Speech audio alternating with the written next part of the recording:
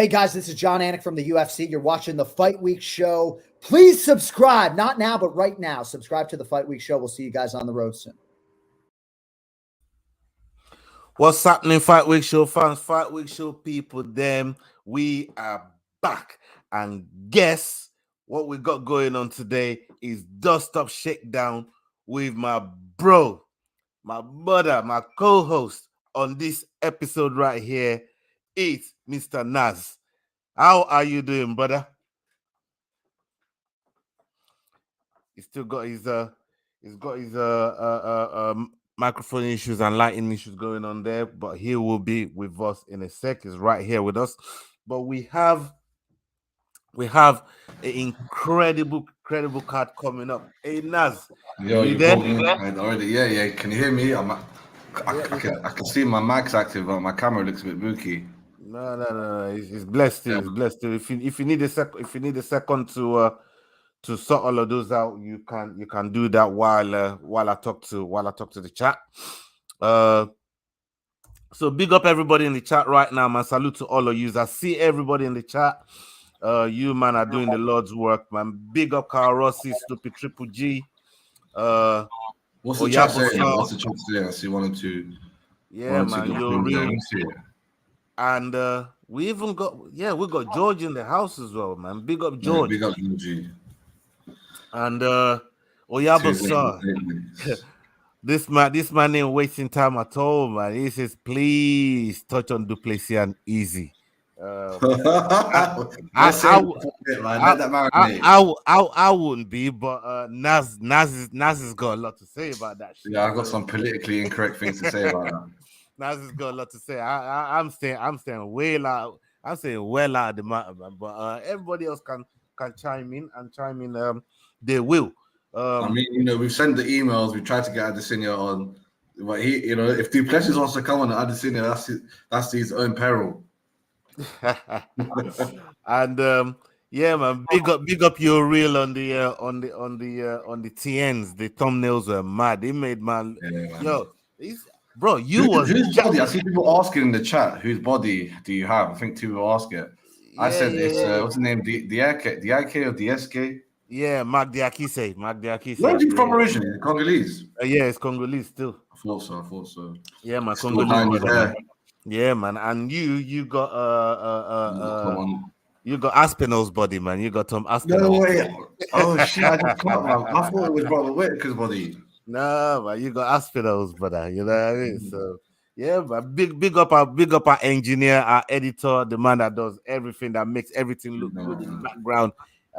That's Leroy himself, man. Salute to you, Leroy, for putting all those TNs together, man. You're crazy, bro. You know what I mean? You're a savage in this thing. You're a genius in this thing, man. He knows what he's doing. This brother here, he's been doing this thing for a minute, man, and he makes everything look good on the channel. So big up to Leroy. He does it as well, late nights, man. He does it for the watch-alongs. You know what I'm saying? Everything, man. You know what I mean? Is the heart of this whole show right here, man. You know what I mean? He makes everything in the heart of Africa at the moment. You get me. Serious thing. So, bro, we've had a eventful week with the Holly Holmes and Bueno Silva card, right? But before we all got it wrong, basically. Trust me, but before we even get there, you know, there's a lot of fight news that's out there now that I just wanted to touch on and get your opinion on those. We have Mohamed Mokaev is fighting Tim Elliott, and this is going to be happening in Abu Dhabi. Charles Jourdain fighting Ricardo Ramos. That's going to be a Vegas fight.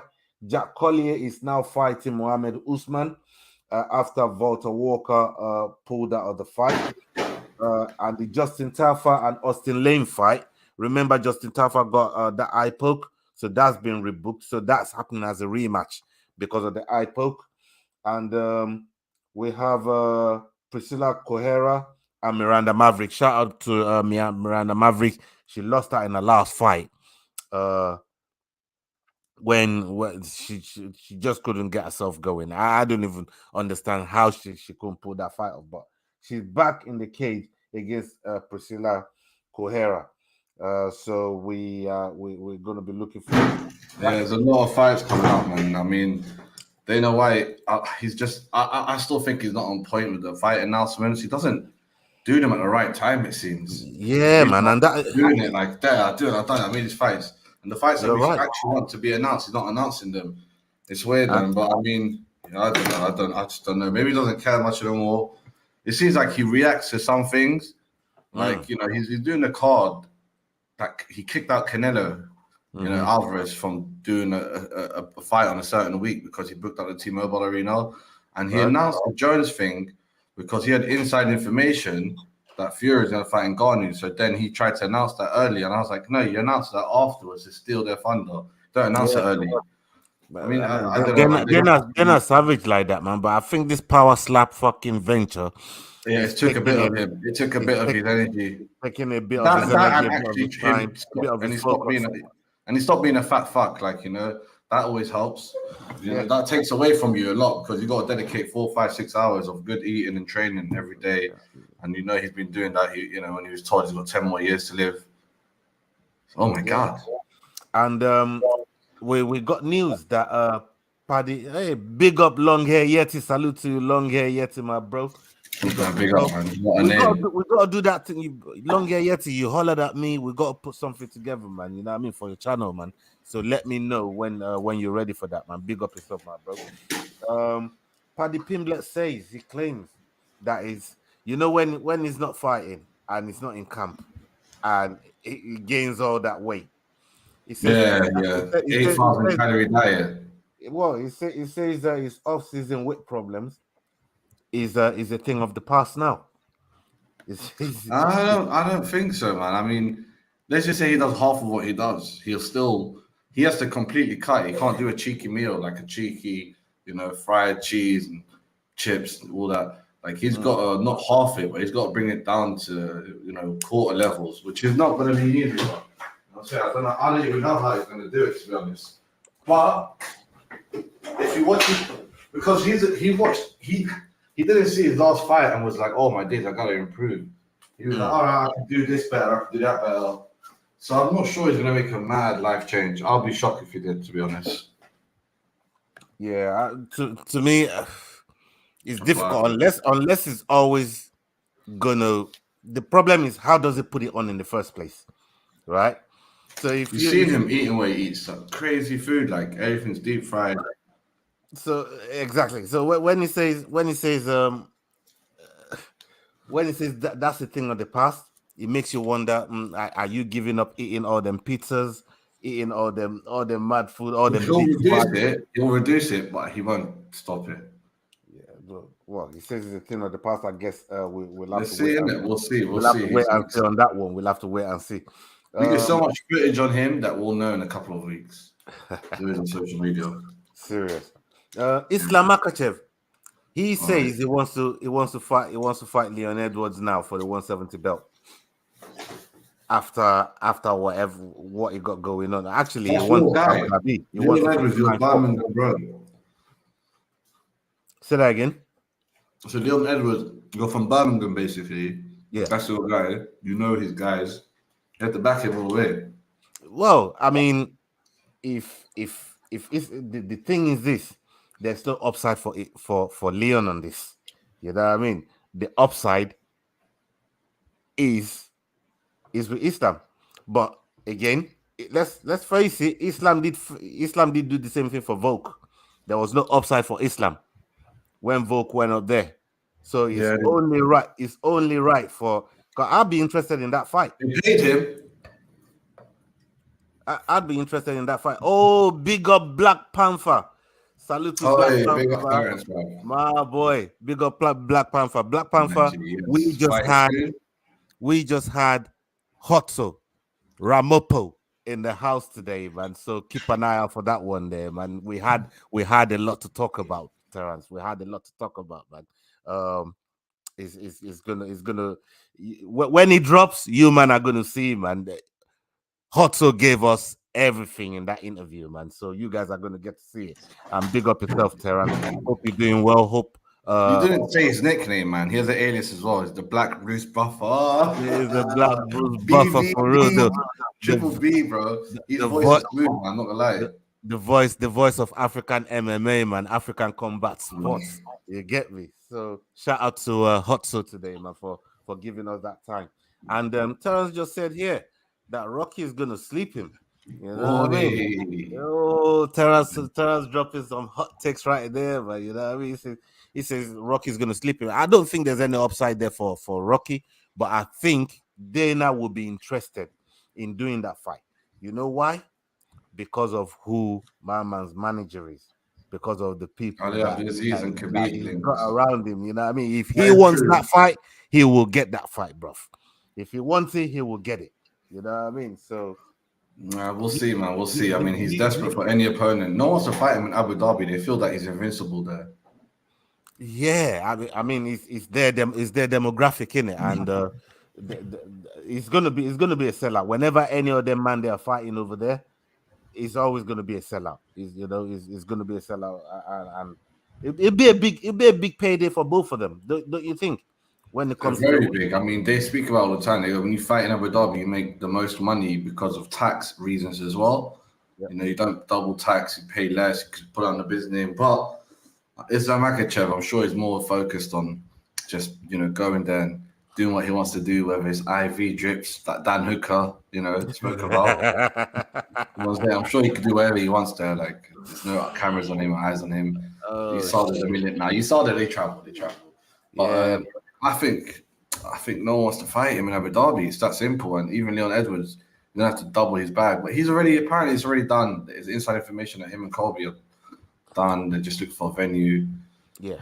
So we'll see how that goes. I think even if that's, well, depending on when that's done, depending on when that's actually, because if Islam, for example, say for whatever reason Islam wins, all of a sudden Colby loses out on that on his chance to get the belt, and he's already been promised for weighing in as a backup. Because Bilal Muhammad, and like it'll be better storyline if Leon Edwards beats Bilal Muhammad and then Islam wants to fight him. Yeah, because then it'll be like, okay, because they trained together now for the last 2 camps, they're boys, and we got that link as well. So I'm like, you know, then it'll be a better storyline. But right now, Islam should just go for easy food, and by that I mean Oliveira or Volkanovski. They don't want to fight him in that country. They just don't. I know it's like impossible to beat him. That's what they're thinking. The energy he gets, the aura, the whatever he wants to do backstage, whether it's IV drips or not. And, you know, they don't want him there. I still think though, because Volk went out there and did what he did in the way that he did it, even though officially he didn't win the match, it might show people that, hey, listen, maybe there's something there. Maybe there's, I know you said they're impossible to beat, but maybe there might be something there. Yeah, I'm shocked. No one else is taking that. Maybe Dustin versus Gaethje, but they both could be injured for the next year after that fight. Bro, help me, man. Like, I don't understand what's happening. Who's like, you know what I'm saying? Who's gonna fight him? Benil just got knocked. Like, I'm looking down the rankings. You might as well give Paddy Plymouth a chance. there's I mean, it's not. There's a couple people there. There's a couple people there. The one thing I don't want to see. Dude, name. Bring me a name of someone that you really want to see fight him. Do Bronx is going to be fighting. Do Bronx and Volkanovski, if they're out, which they're saying they are, who else could fight him? That's what I'm thinking. Like Dustin's out. JT's Justin and Dustin are both out. Yeah. You know, Dubrovsky said he's out. Volkanovski's out. They're all out till 2024 apparently. So actually, when you put it that way, let's just force it. Let's just force a fight. Who would you pick if you could pick personally?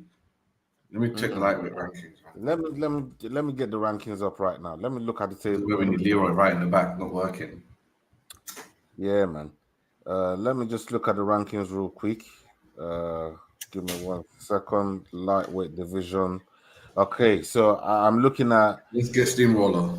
Oliveira's number 1, Dustin number 2, Gaethje 3. Okay, I'll give it to Gamrot. I'll give it to Gamrot. That's what I'll do. I'll give it. I'll be like, Gamrot.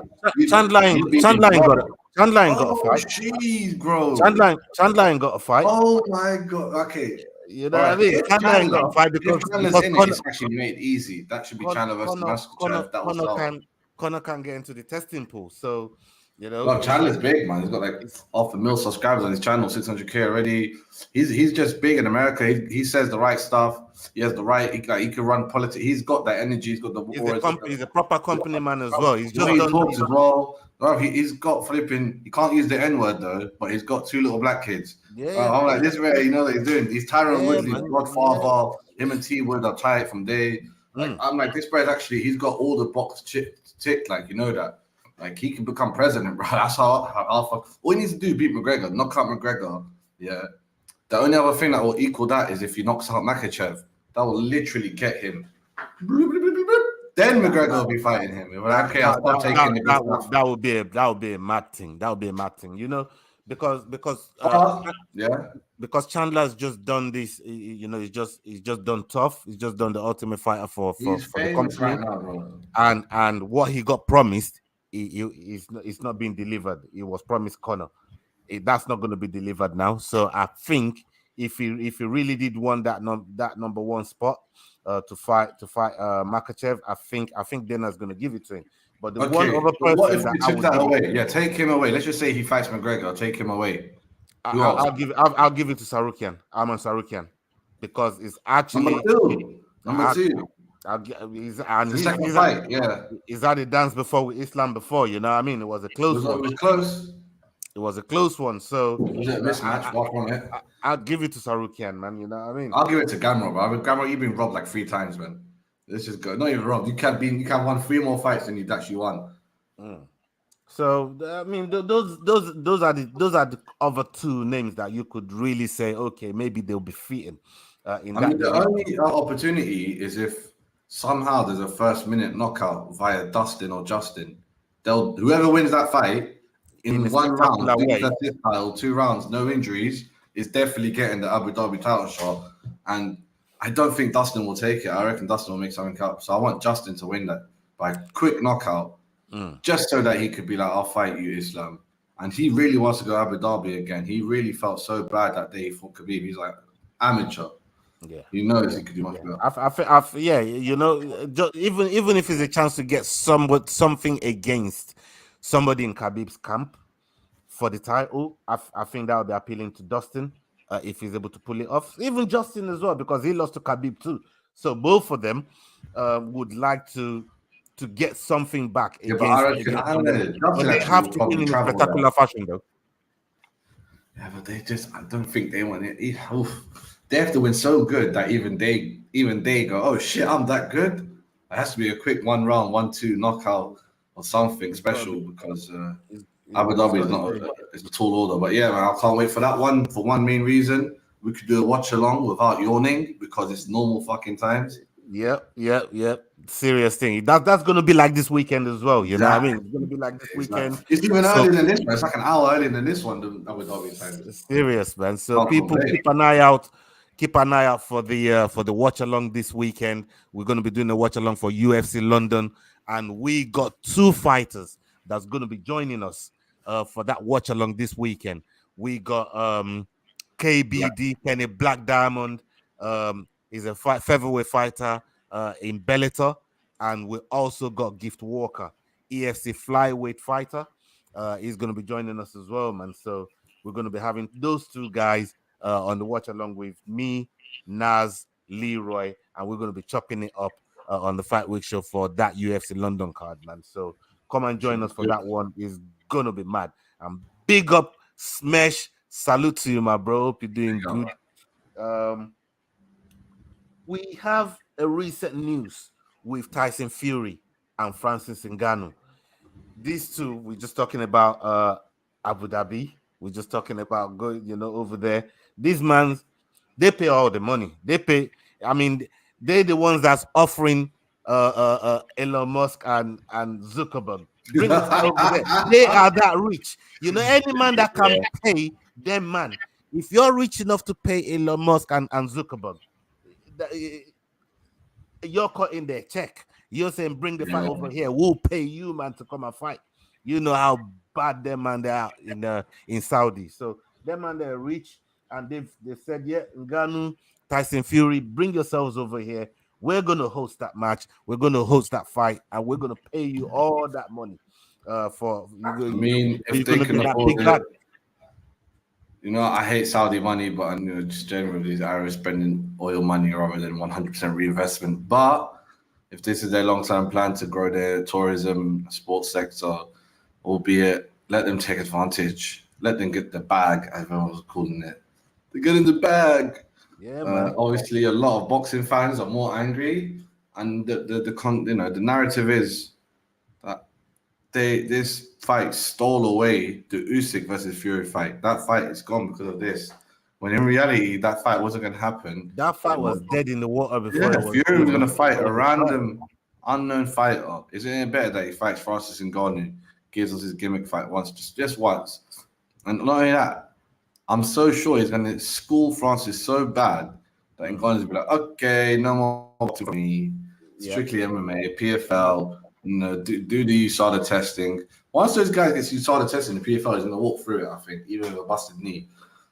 So let's just see how this goes. I'm not going to be buying it. I don't know anyone that's paying for it. Everyone, for the first time, old boxing men are going to start streaming. That's how against it they are. I mean, look, at the end of the day, for those two, man, that bag is already getting paid.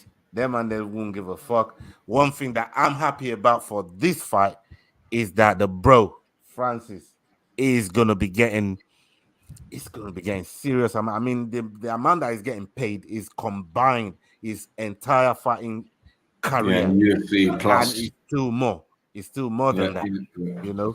So he's probably getting like 20 mil, 25. Depends on how he performs as well. Yeah, they're saying it's a big paper, big bag. But as first rumored, it's not an exhibition fight. As first rumored, it's gonna be counting towards the professional records as well. What do you make of that? It's weird because there's no belt on the line. Sorry, give me 1 second. I'm just gonna let my dog out while you. No problem. Let me go away. But as it's 2023, WBC, WBA, WO, IBF, all that crap doesn't really mean anything. I know there's another one, IBO. Just doesn't hold as much weight anymore. So the belt means nothing, and they take quite a big commission fees. I think Fury is paying WBC belt a little bit just to keep them quiet about this, but that belt stuff doesn't really mean much. So let it be a professional fight. Just like Mayweather-McGregor, they didn't have a belt on the line, even though Mayweather was a champion. It doesn't matter about the belt, because I don't know why people think, it matters. What if Ngannou knocks him out? If Ngannou knocks him out, then they'll do a rematch, and that's when the belt will be up on the line. For the first time, it's most likely going to be a school age. Fury's not old or anything. After 36, then I'll be like, maybe. But was he 33, 34, and he's heavyweight, and he's losing that weight fast again? I see Fury schooling him. But as you said, they're both getting the bag. Hopefully, Ngannou's still hungry to flip and fight in the PFL. I want to see if he's still good at MMA or not. Yeah. But let me ask you this: do you think boxing fans are probably the most angry combat sports fans lately? They were angry that Mayweather was going to fight Cotto when that fight got announced. They were seething. They were saying, like, how is a man like fucking Mayweather with all the accolades that he got in boxing going to go offer somebody in MMA a fight? You know what I mean? When they don't. That was crazy. I won't forget that. But they all paid for it, suckers. And now they're angry with the whole Tyson Fury and Ngannou fight. Like, bro, they always vex at everything, man. Like, what's going on with boxing fans, bro? Even the Crawford versus Spence fight, it's happening too late. Should have happened 2 years ago, maybe 4 years ago. We should be seeing a trilogy on that fight right now, bro. Well, that's what I'm saying, man. I just don't get it. I just don't get why it takes so long with everything, and then if it does happen, most of the time it doesn't even fucking happen, bro. Them ones. I think you've just gotten down to the root of why boxing fans are always. If it does happen, it happens. They don't get the best fights. They don't get the best fights when they're supposed to get the best fights. You know what I mean? Too much In politics. UFC, it must be like an 80% hit rate in the last 15 years. 80% of the flipping, fights are at their primes for the title at least. That's mad. That's mad. Michael Venom Page. Oh, MVP He's is a free man, bruv. Bruv, he's a free man. Michael Venom Page, you know how long I've been begging for that guy to sign for UFC. So, but do you think it's too late for him now? Do you think that boat sailed? Or do you think UFC, having lost a big star in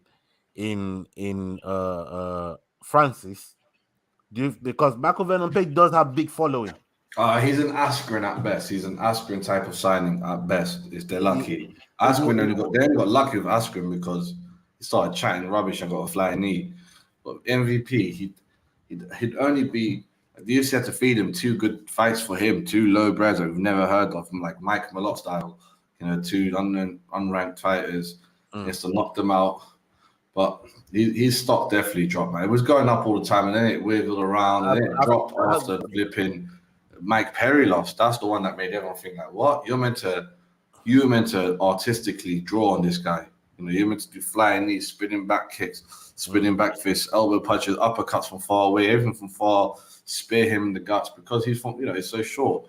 But that bare knuckle boxing went much into overtime, so it was close all the way. And then in the end, Mike Perry got better of him in the 4th round. All I'm saying is he's not as high as on the ladder like Askren, who had that undefeated, coveted record. 19-0, that was pretty beastly.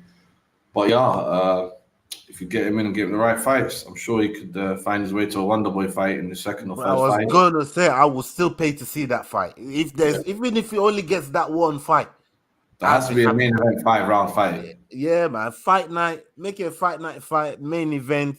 You know what I mean? Let them do it at the Apex. Him and Wonderboy, let them dance. We'll see.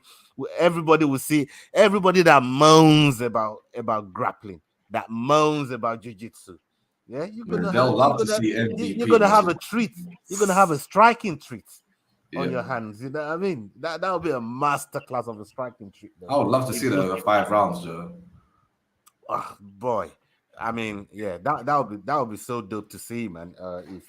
If that was to happen, so we got to keep an eye on that. And yeah, Uriel is right here. He says, Avro Thunder, have you watched PFL? They have some absolute savages. Go and check out. Yeah, because they're taking something called savage ingredients into their bodies that are illegal. And now you saw this there. Allegedly, man. Allegedly. Allegedly. They were I ain't going to put that Singer Power like crazy. And when I heard Anthony Smith getting beaten up by Wilkins, I was like, what? That's not fair. He was whooping his ass for weeks, basically 2 months, 8 weeks. And he was like, I knew he was on something. And that's what I'm telling you, Thiago Santos as well, man. I'm shocked that he was on it, even though I'll leave him, I'll let him have a pass, man. His body broke down.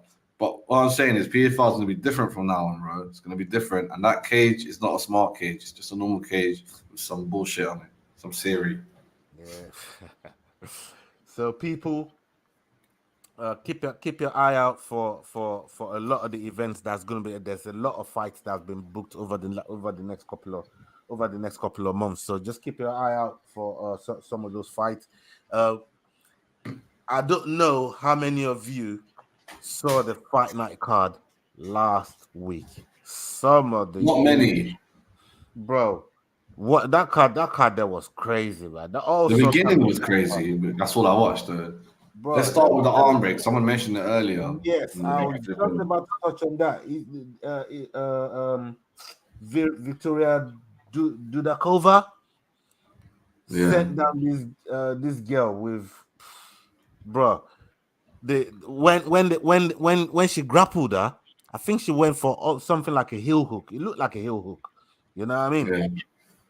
And then next thing you know, boom, the girl goes to defend herself. And then as she was going down, she landed on her arm. And then the thing just bent up.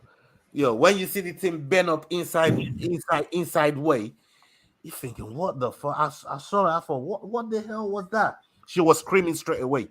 instant pain. Instant pain. They showed it again. I didn't think they'll show the replay. They showed that replay. It was mad. It was a mad thing. Her screaming was like the screaming of a normal person on the street getting their arm broken. It wasn't the scream of a UFC fighter that keeps it in. Oh, it hurts. That Peter Griffin. She screamed like. They had to almost mute it out and move the camera and sound away. It was a ghastly scream. I was like, oh, she was crying really bad. I was like, oh my God, they can't show this. This is what get people off MMA. Boy. But who knows? I think it might draw people in like, oh shit, if this is the type of things that really happen in this F with these black belts.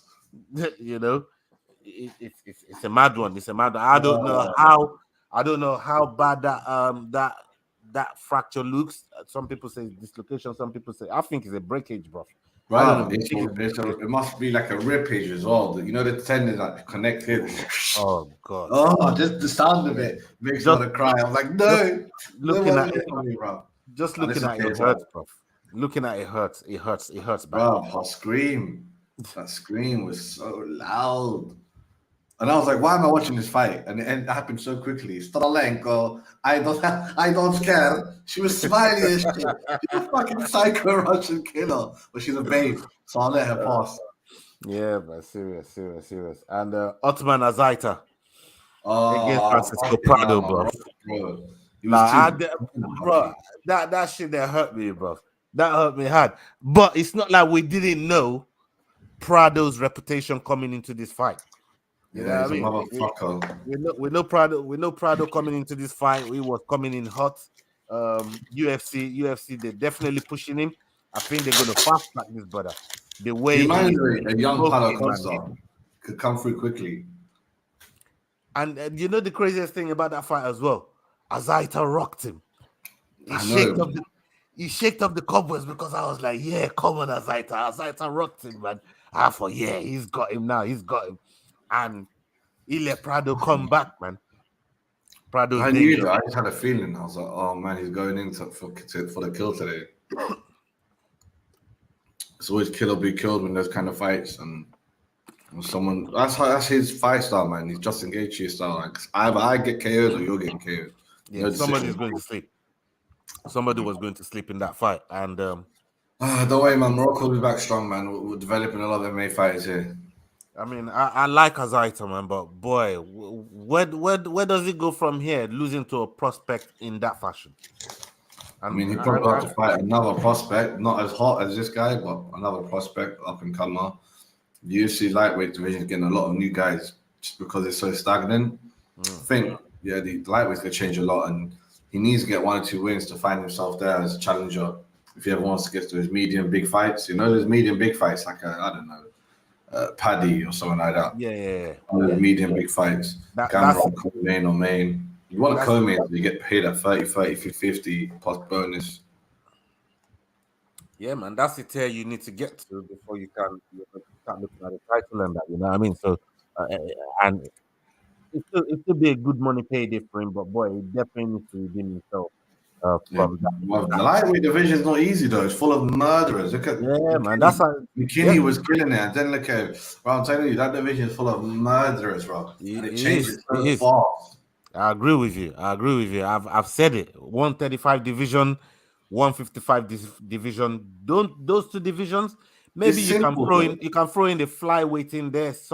Yeah, but it's simple match because the rest of the guys are doing basketball, NBA, NFL, baseball. They're doing all things that you need to be 6 foot plus and big and strong and helps. Yeah, they're all committed. They're all focused on that as kids. And even when they do a last minute transition via the NBA or the NFL to combat sports, most of them do well. Like if they took away those sports, which they kind of are, apparently they're dying. Like yes, people want to go NFL, play NFL, the contacts, mothers are scared. I was just go, do jiu-jitsu, some like sparring, some of like, Conor McGregor crap, like, we don't actually hit each other. But I still see a lot of people still wanting to go play basketball until college level. I mean, if a lot of people will play basketball till go college level, even though if they became an MMA guy at 16 and quit basketball 18 or 20, they'll have much more success. Because if you know you're not getting to the NBA, the college is just an in between. Same with NFL. It's mad like that. Those sports are ruining America's chances to have boisterous MMA fights at the higher weight. Is what it is. I mean, Jamal Hill, we'll touch on that guy, former NBA prospect as well. Yeah. But he was a way out of rim NBA prospect, but still prospect. Daniel Cormier fucked him over, man. So, last couple points to touch up on here before we get into some other topics. Jack Della Maddalena, he gets a split decision win. That was booky. Do you think he won that fight, bro? He didn't win that fight, did he? I like to give draws, but draws don't. Again, Americanization of sports won't allow draw here. But like, if this was football, that was a draw basically. Yeah. No, football's sick. Like, if it's a draw, it's a draw. You both paid the same. If you play shit, you play good. It's a draw. It is what it is. But here in MMA, it's like, nah, we're gonna give the Australian guy because he's been chilling here for weeks. We like him.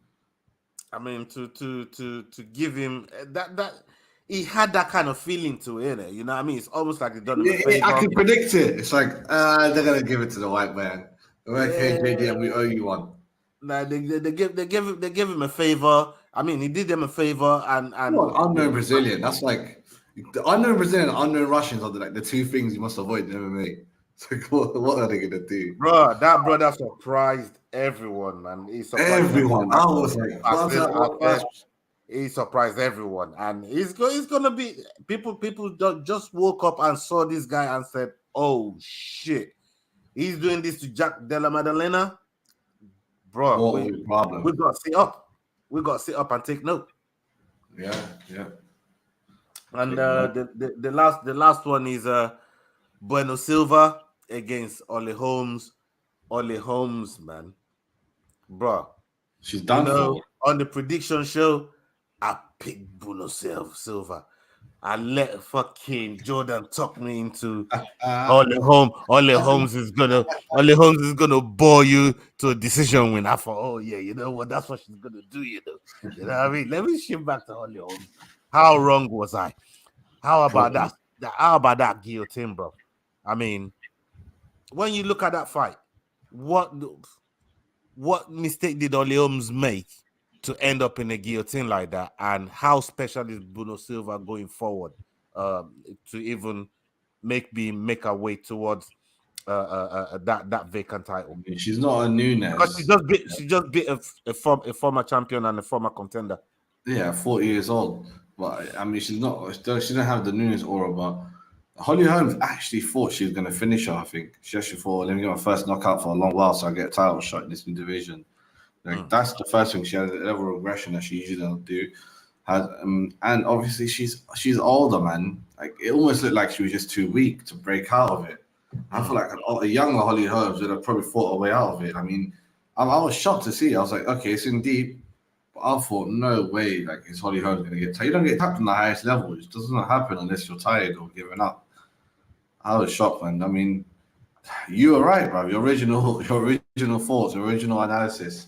Yeah, I thought she could do it. I thought she had the skill set to do it. I thought her submission game was tight. All you have to go and do is go and look at her submission highlight reel, bro. It's nasty, bro. It's absolutely nasty. I mean, thank you, Jordan. She's just yeah. He snatched the point from me there, man. I'll be getting that back. But yeah, she's nasty with all her submissions. Very, very good. And she, you know, the way she goes in for submission, she reminds me of Mackenzie Dern in terms of if you leave something. You think so? She's on that higher level, bro. If you leave something out there, she will snatch it and twist it, and you'll be tapping. She's a bigger girl than Mackenzie. She probably got featherweight. Yeah, and I think she could. She could deal with a lot of the fighters up there in that level of at the top level of at the top bantamweight. Bantamweight division. So it'll be interesting to see what they do with her.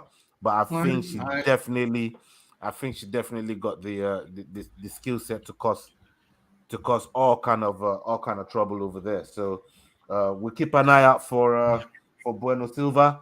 People that didn't know about her before, now you do. Now you know. What I mean? Now you know. let's talk about this, bro.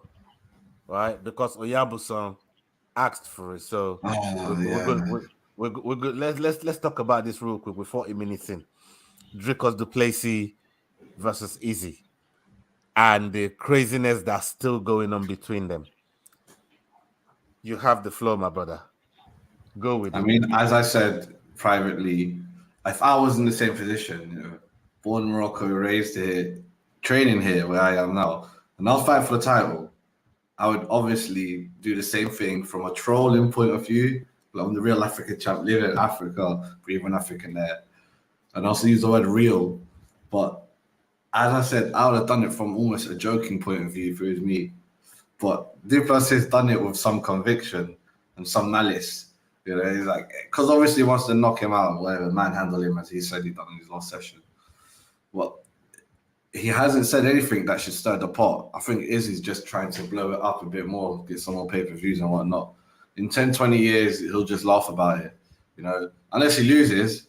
If he loses, then the mental warfare worked, I just feel like if Duplessis won another 10 more fights, they'll look back at this and be like, oh shit, everyone hated Conor McGregor during the Dustin Poirier build-up. Oh, I hate this cocky Irishman. Hey, you hear Dustin knock him out. All these Americans like, oh, he's so rude. I'm like, bro, no one liked him. And we were like, yeah, we're English, like we get these Irish guys. Haha, the jokes, bants in your face. Fuck you. Oh, who the fuck is this guy? I'll dust you up, Dustin, like a dusty rag. I was like, all right, this guy's jokes. And then he done it, obviously, and he put the proof behind it. And then everyone started loving him. If Duplessis goes on a 5 knockout streak, after everyone looked back at this and say, oh, this is so funny. He mentally warfared him. He got into his mind. He messed him up. So, I got no qualms of it. That all the other history and colonization stuff, leave. If you want to know about that, go to the library. This is the cage, fam. It's 1-on-1, man v man, skills versus skill. Imano. You know exactly. what I mean? Yeah, man. And I agree with you because look, it's gonna be the fans that end up losing, if this thing ain't sorted out properly. But for me, it's just something that I don't like the divide that it potentially could cause. I hope them two man squash it. I've been saying it when we done that watch along. What did I say? I said at the end of the day, after it's all said and done, these two men are going to squash it. They're going to have hefty payments into their bank accounts, and then they're just going to move up. They're just going to move up. But we need Dracus to win so there could be a rematch. In Africa. That could be something. That could be something to look at. Then Izzy should say, it was all an act. It was all jokes. WWE shit. Okay, brother, don't watch that, man. Serious. Because Izzy's saying some crazy shit, though. He's saying some crazy shit, like. Yeah, because I thought Izzy acted on impulse to start with. But when you look at it and the video that Izzy released, he was cooking that shit up before. He was cooking that shit up way before. Like, I don't know, from days before. He been waiting for it, man. Yeah, because he said Dricos had to win for Izzy to even pull off the things that he was thinking about doing in the first place. Right? Yeah. Dricos still had to go and beat Whittaker, which nobody really gave him a chance for. Apart from us two, we picked him. Oh, that's literally it. No, not everyone else. That's us two picked him to win. If I know that's not South African, and the South Africans are all on his side. White, black, Indian, Asian, Chinese, all the descendants of South Africa. They're all bleed the same. Like when you see his documentary, his interview, how he carries himself inside, outside the ring. Like, oh, this is a man, a proper man. Like, this is, like, you know what I'm saying? All bleed the same. And Hotso, he gave a very, very good take. And only someone like him, because he's in that profession, he sees these guys all the time. He's always around people like that. And he said there was a tell that people ain't picking up on, that he picked up on. Which was? During that face-off with Izzy and Dricos. When Izzy was drunk and high. No, again, Izzy's come out and said he wasn't drunk. again. No, he is. I saw he's drinking in the back. The video. Yeah. Well, Water, I'm not taking his words for, but he said he didn't come out and it wasn't drunk, and because it wasn't he was drunk, smoking that is why he posted that video that I was cooking this shit up already. I didn't come in there to say that because I was drunk. This is the video to prove that I wasn't drunk. It was calculated move. I planned to say this all along, and then he put the video out on his Insta. Still went down wrong, right? But this is exactly so. This is what Hudson said. He said Dricus is in Easy's head because Easy was fumbling his words on the mic. He said, "When have you ever seen Easy fumble his words on the mic?" He said that brother is so calculated. He never fumbles his words on the mic. He said, but on that one occasion, he fumbled his words on the mic because Dricus is in his head. And when you deep it, when you actually look at it, when you actually deep it, you're thinking, you know what? Could my man be onto something here? But when we talk about somebody that so good at compartmentalizing stuff, like basically locking stuff away and putting it to one side. The one guy that I thought was the best at doing it was Usman. Usman, I thought this guy is got the world's strongest mind. He can just lock shit away. His dad was in pen, even he was innocent. And activate that exactly. You know what I mean? Like the way my man compartmentalized stuff was second to none. But Easy is also good at this stuff because we've seen him with fighters that I thought, oh, they're in your head. They're in your head. Paulo Costa was one of them. I thought, oh, Paulo Costa's in my man's head. Like Easy's dyeing his hair pink. I'm dyeing his hair. He was doing all kind of fucking weird shit. You know what I'm trying to say? And it's crazy. It's crazy. But when it was time to focus, and just get everything dialed in, it just goes to work. It goes to that place, and it just dials in on everything. We saw it with Pereira in the rematch. Even though the amount of times that he lost to Pereira, you'd think, yeah, that shit is in my man's mind. Yeah. You know what I mean? It's got to be in his mind. It's got to be playing on his mind. But he locked that away. I said, I don't care how many times I lose to him. Even if I'm on my Zimmer frame, I'm gonna catch this guy. And it proved it to everyone. So if there's somebody that's really good at compartmentalizing, he's probably one of those guys, one of the best at doing it. So I feel like he got hurt in the Pereira fight. I feel like he got hurt there. He actually got hurt for real, and then he recovered and came out with a shot, knocked Pereira out. I just felt like, well, he's hurt in 2 fights now.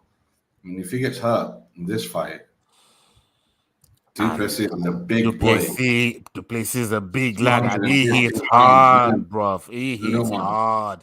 That brother hits hard, bro.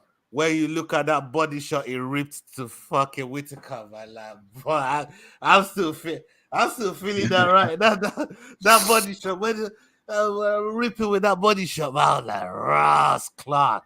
You know what I mean? Whitaker had to shell up, man. Like, bro, I can't take a ref. You know what I mean? How you let him do that to me, man? You know, how you let him give you that body shot, man? You should have stopped the fight before that one day. You know what I mean? It was bad. I feel it was a perfect stoppage. I loved it. It was a really, really good stoppage. So, look, there's a lot that's been said between these two guys, and Ivory is going to sell the fight.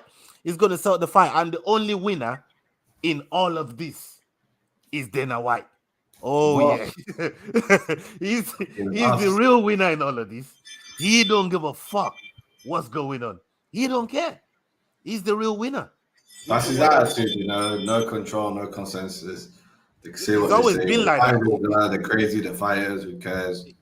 That's one thing you can say. That's one thing you can say about Dana. He's always been like that. We don't muzzle people around here. The only place you could talk about Palestine and Israel. You can talk what the fuck you want. You can talk anything you want. I had to cut off Bilal Muhammad one time. That's about the most consensus we've ever done.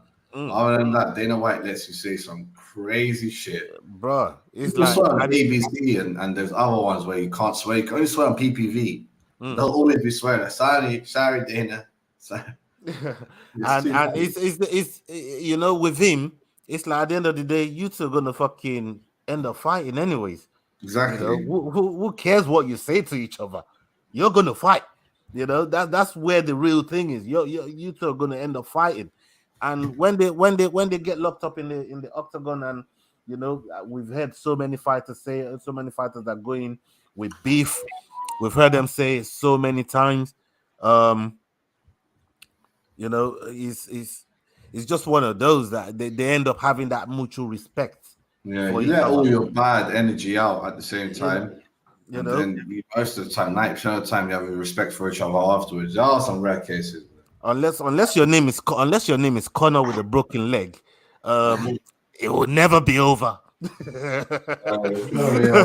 Your wife is your husband. Well, look, John Jones and who Charles Sonnen always have a little beef. No, they'll call me but Mm, John Jones, Charles Sonnen hates Tito Ortiz. Tito Ortiz hates Chuck Liddell's or something like that. There's a lot of old ones. Ken Shamrock hates yeah. a lot of people actually. Yeah, a lot of people hate him. Some of them. It's usually a certain person. You know, it's usually that certain person that has beef with one or two other fighters. But in this game, most people they become friends afterwards or they're cool with each other. It's weird actually. Mm. But Bisping used to say he used to develop a fake hate for the just going up to it or find any reason, any excuse. Which I get that. You do that. And then after the fight, I was like, oh, they're all petty excuses, leave it. That's why Bisping was, seen as a dick coming up. Remember, everyone hated him. Thought he was a prick. Americans hated Bisping like It's a crazy. wild one, man. It's a wild one. It's a wild one. Popularity changes like crazy, just like it will for Duplessis.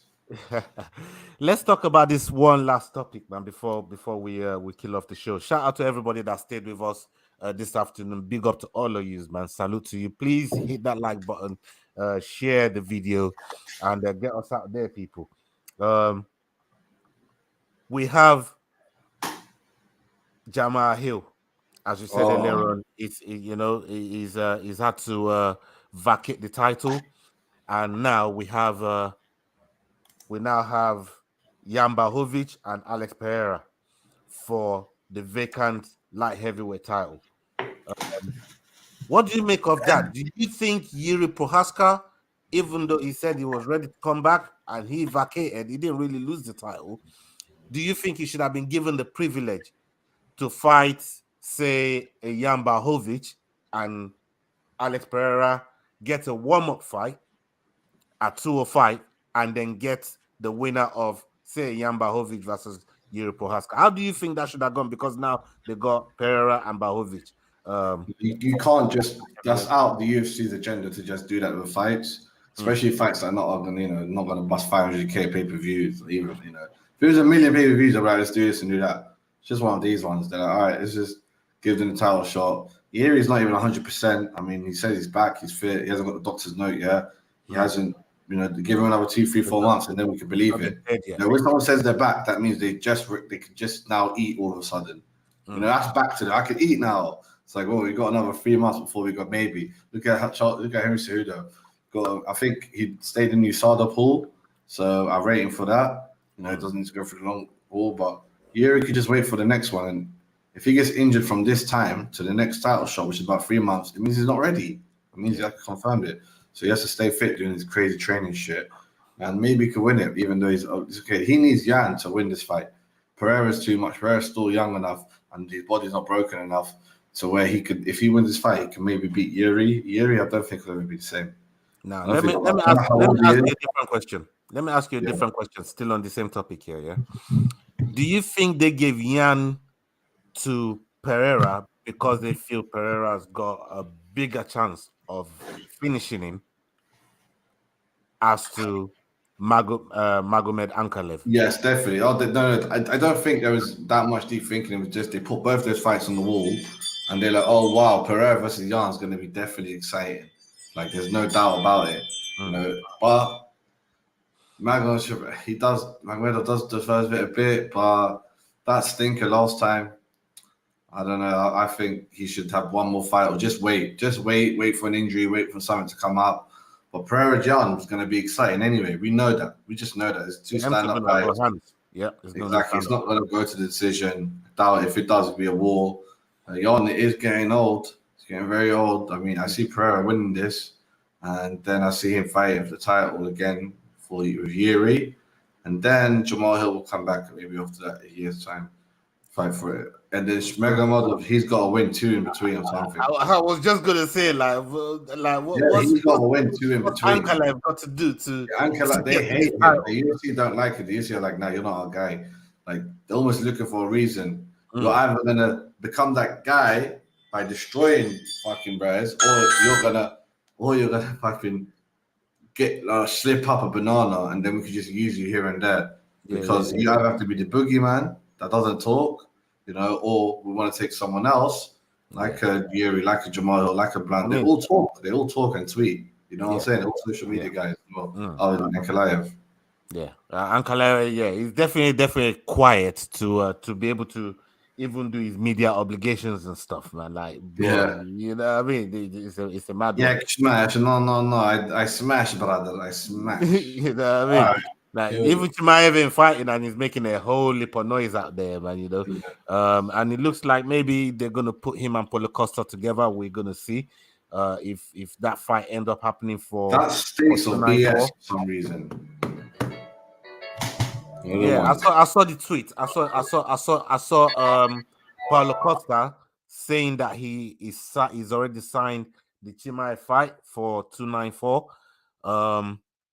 Whether that's true or not, we don't know. But the way Paulo Costa is pulling out of fights, man. I mean, this brother is a pull-out king. I don't know how somebody can pull out so many fights the way he does, and still have a career. But still, he said to Ed earlier on that he signed the bout agreement between him and Hamza Chimaev. So I guess we have to wait and see if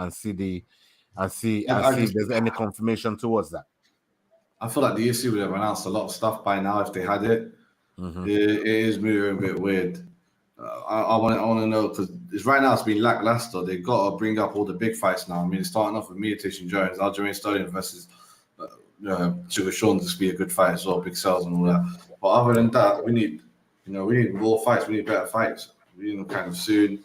I want to hear them announced. I want to see Usman versus Chimaev. You know what I'm saying? I want to see Izzy versus Drakus. I want them all to be announced. Boxing fans will be vexed at you, man. They'll say you're like a spoiled kid, man. You know? Yeah, right, that's what I'm saying. I'm a kid in the candy store and I want the best candy. On that bombshell, people, big up to everybody that's joined us. Salute to all of you, man. You, man, are the fucking best. Thank you very much for joining us. And salute to my boy, Nas, for joining us on this episode here. And we're going to be back next Wednesday, chopping it up, bringing you all the news of what's happened, when the dust settles down, and then we're going to shake it down and see what shakes out. You know what I mean? So join us on episode 10 next Wednesday for another episode of Dust Up, Shake Down, people. And up until next week, salute. We're out. Big up. Yo, guys, this is Adrian Yanez telling you to use those hands